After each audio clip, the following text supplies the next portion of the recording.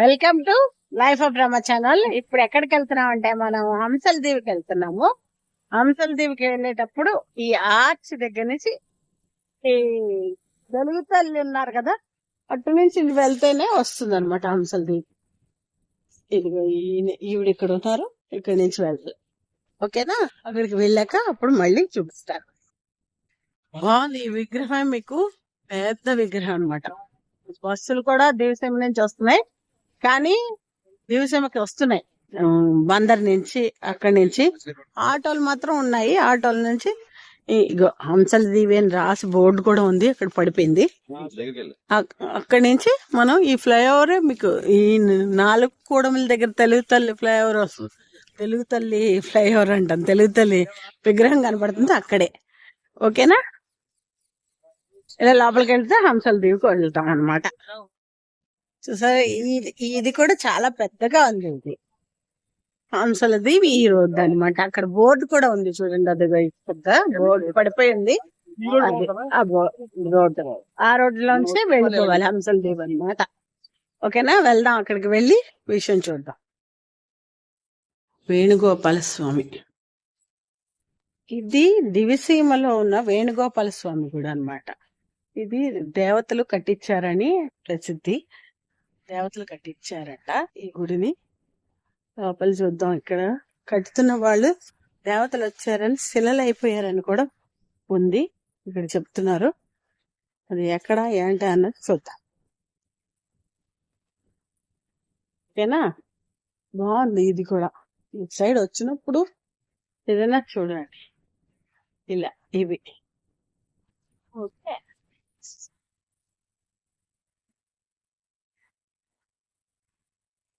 మధ్వాచార్యుల దగ్గర నుంచి వచ్చింది అనమాట ఇదంతా. వాళ్ళకి అలా కిరీటాలు కూడా పెట్టేశారు ఏంటో, అంటే నుంచి చీపు తుడుస్తున్నట్టు ఒక ఆవిడ అనుకుంటామా. అదే ఈమె అలా ఈ గుడి కడుతున్నట్టు ఒక రోజులో కట్టారట. కడుతూ ఉంటే వాళ్ళు దేవతలు వస్తున్నారని శిలలు అయిపోయారు అనమాట. దేవతలను చూసి వాళ్లే వీళ్ళు. అదే గుడి ఇది, అదనమాట గుడి. ఇక్కడ టిఫిన్ దొరుకుతుంది. ఇక్కడ ఒక దగ్గర, అక్కడ ఓ ప్లేట్ పుణుకులు తీసుకున్నాం, ఎలా ఉంటుందో ఏంటన్నాను. ఇక్కడే గుడి దగ్గరే అనమాట. చూపిస్తాను గుడిను, హోటల్ మీకు. ఇదిగో చూడండి, పుణుకులు బాగున్నాయి. 4 పుణుకులు ఇచ్చారు, తిని చూస్తాను ఎలా ఉన్నాయో. మా ఆయన కొరికారు, బాగుంది అన్నారు.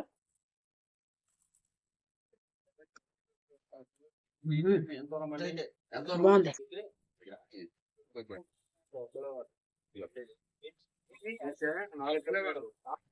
అదిగో ఇదే హోటల్. గుడి కొంచెం ముందు ఉందన్నమాట. అలా అక్కడి నుంచి మాడ అడవుల మీదుగా హంసల దేవి దగ్గరికి వెళ్తున్నా అనమాట. వెళ్ళి అక్కడంతా చూద్దాం. ఓకేనా, చూడండి నాతో పాటు. ఇదిగో ఇక్కడి నుంచి కృష్ణ వన్యప్రాణి అభయారణ్యంలోకి వెళ్ళి మనం సాగర సంగమం దగ్గరికి వెళ్తాం.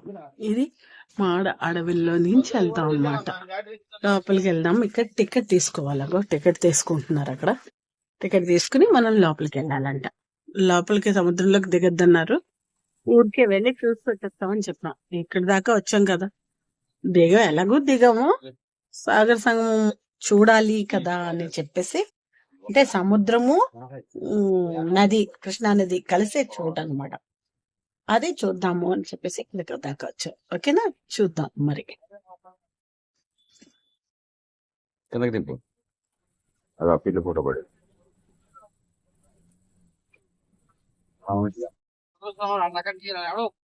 హంసల దీవి అనేది ఒక గ్రామం అండి. ఇది కృష్ణానది బంగాళాఖాతంలో కలిసే సంగమ ప్రదేశం అనమాట. అది చూడడానికే మనం వెళ్తుంది.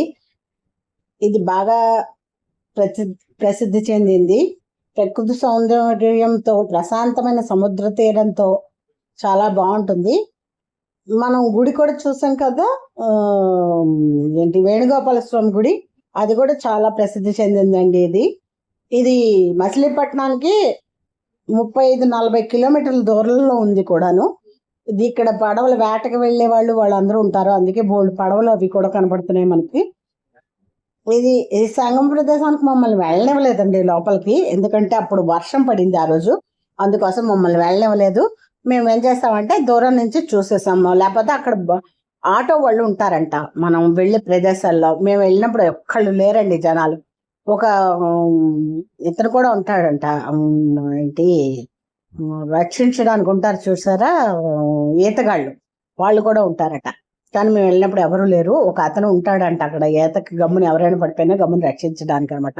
జనాలు రోజు ఉంటారు కాబట్టి. మేము వెళ్ళినప్పుడు ఎవరు లేరు కాబట్టి అక్కడ ఒక్కళ్ళు కూడా లేరు. మమ్మల్ని స్ట్రిక్ట్ గా చెప్పే లోపలికి వదిలేరన్నమాట గేట్ దగ్గర.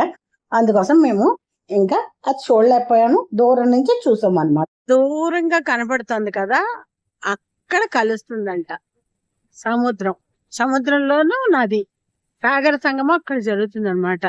ఇప్పుడు వెళ్ళొద్దు అని చెప్పారు, వాతావరణం బాగాలేదు కాబట్టి మనం బీచ్ ఒక్కటే చూసేసి వెళ్ళిపోతాం అన్నమాట. ఇది కూడా హంసల దీవి బీచ్ అన్నమాట. ఇది బాగుందండి, చాలా ప్రశాంతంగా ఉంది, చాలా ఇదిగా ఉంది. కానీ ఇక్కడ ఒక్క మనిషి లేడండి, ఒక మనిషి లేరు. ఎప్పుడు గజేతగాడు ఒక ఆయన ఉంటారట ఈ ప్లేస్ లో కూర్చుంటారట. ఆయన ఇవాళ లేరట, ఆయన కూడా లేరు, అసలు వెళ్ళొద్దన్నారు. మేము దిగమండి చూసి వచ్చేస్తామంటే పంపించారనమాట మమ్మల్ని. అందుకని మనం చాలా దూరం నుంచి వచ్చాం కదా, మళ్ళీ రాలేం కదా. అక్కడ కలుస్తుందండి, అదిగో దూరంగా కనపడుతుంది సముద్రంలో. మళ్ళీను ఈ పాయి ఇలా యువతల పక్క ఉంది కదా, అది నది కలుస్తుంది అన్నమాట. దాన్నే సాగర సంగమం అంటారు, రెండు కలిసే ప్లేస్ ని. మనం ఎక్కడ అంతర్వేదిలో అన్నా చెల్లెళ్ళు అంటాం, చూస్తాం కదా, ఎప్పుడైనా చూసారా మీరు? ఇది అదనమాట. ఇంకోటి చెప్పడం మర్చిపోయాను, ఇందాక మనం చూసాం కదా, అది గుడి. ఆ గుడి జయ జానకి నాయక సినిమా తీశారండి. అక్కడ సినిమాలు తీసే దగ్గర అయితే మనకు తెలుస్తాయి కదా అని మనం సినిమా తీసారని చెప్తాం అనమాట. ఆ సినిమా అయితే మనకు గుర్తుండిపోతుంది అని. మిగతా ఏదన్నా చెప్తే మనకు గుర్తురాదు. ఆ సినిమా గురించి చెప్పామనుకోండి ఈజీగా గుర్తుపడతాం. అందుకు ఓకేనా. ఈ సముద్రం నదిలో నుంచి ఇసుకతో పాటు వస్తుంది, అందుకే ఎర్రగా ఉందండి. చూడండి, ఇసుక కూడా కలుస్తుంది కదా, ఆ ఇసుక నది ఇసుక, దాని వల్ల ఈ రంగు కూడా ఎర్రగా ఉందన్నమాట. నీలంగా లేదు, అంతా చాలా దూరపు మేరంతో ఎర్రగానే ఉంది మొత్తం. ఎర్ర పీతలు ఉన్నాయండి ఇక్కడ. మామూలుగా అయితే ఆటోలు అవి కూడా ఉంటాయటండి, ఇక్కడ నుంచి వాళ్ళని తీసుకెళ్తాయి అనమాట.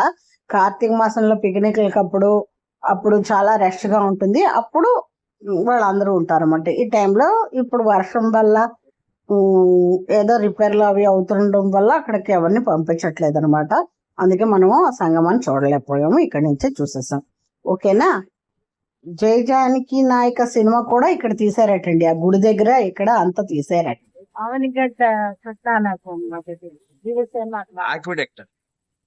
అంటే ఇక అందులో కూడా నీళ్లు వెళ్తాయి. ఇప్పుడు కాలం ఉందా, కాలం అలా పాకుతుంది, కాలం అలాగే ఈ నది దాటించారు కాలం. నది కాలం అవతలకి వెళ్తుంది, నది కింద నుంచి వెళ్ళిపోతుంది, మీద నుంచి రోడ్డు. 3 ఉన్నాయి, కింద నది, మధ్యలో కాలువ. ఆ కాలువ దాంట్లో ఆ గొట్టాల నుంచి వెళ్ళి అవతలకి వెళ్ళే కాలువ. మళ్ళీ గోపీదేవి గుడికి వచ్చాం. లింగ రూపంలో వెళ్తే సుబ్రహ్మణ్యేశ్వర స్వామి ఏకైక పుణ్యక్షేత్రం ఉంటుంది. ఇక్కడ లోపలికి వెళ్ళి చూద్దాం.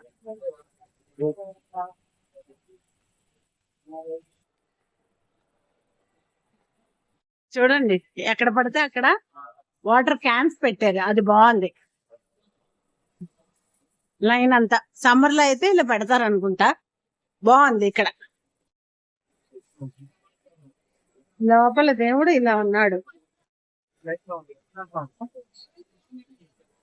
ఇది కూడా చాలా ఫేమస్ టెంపుల్, చాలా మంది వస్తున్నారు, వెళ్తున్నారు. మీరు కూడా దండం పెట్టండి. ప్రార్థన, భాషాభ్యాసం, నామకరణం, ఉయ్యాల, గోగులు కొట్టడం అన్ని చేస్తారటండి. చాలా ఫేమస్ గుడి మోపీదేవి.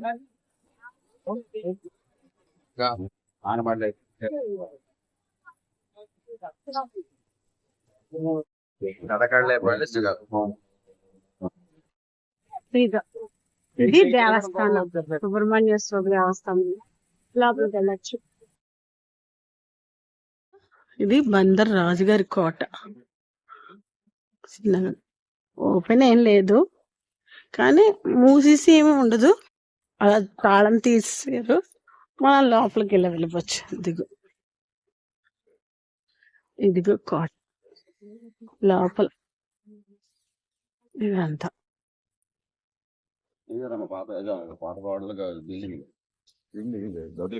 గదులు అన్ని పడిపోయాయి. ఇంకా ఏం లేదు ఇక్కడ. ఇక్కడ గంట ఉండేది, ఆ గంట కూడా లేదు. ఏమి లేవు, ఉత్తనే గదులు ఏవో ఇవి అలా ఉన్నాయంటే ఏవో ఎవరో వాడుకుంటున్నారు ఊళ్ళో వాళ్ళు అంతే. ఇది వరకు అయితే బాగా రాజుగారు ఉండేటప్పుడు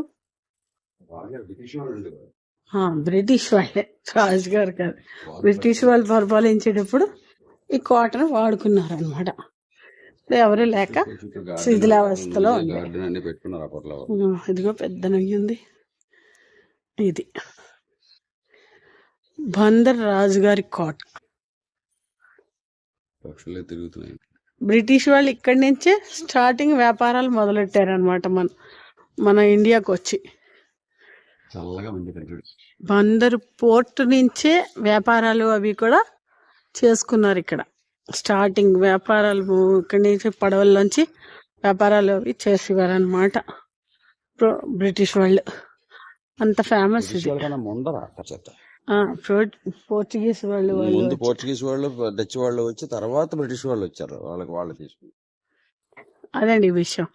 బ్రిటిష్ వాళ్ళకన్నా ముందు నుంచే ఇక్కడ పరిపాలించి తర్వాత వాళ్ళు ఆక్రమించుకున్నారు మంది. తర్వాత ఇది రాజుల పాలు, తర్వాత రాళ్లపాలు. ఇక్కడ దాని గురించి ఇది గురించి అన్ని రాశారనమాట. అది కూడా మీకు చూపిద్దామని తీశాను. ఇక్కడ వాళ్ళ సమాధులు ఉన్నాయి. వాళ్ళ సమాధుల్ని కూడా చూసేసి అలా మేము మళ్ళీ వచ్చేసాం అనమాట. ఇదంతా నచ్చిందా మీకు? మీకు నచ్చితే లైక్ చేసి, షేర్ చేసి, నా వీడియోని సబ్స్క్రైబ్ చేసుకోవడం మాత్రం మర్చిపోకండి. Thank you for watching. మరిన్ని వీడియోలతో మీ ముందుకి వంటలు, వినోదం, విశేషాలు అన్నిటితోని మీ ముందుకు వస్తూనే ఉంటుంది లైఫ్ ఆఫ్ రమ. బాయ్.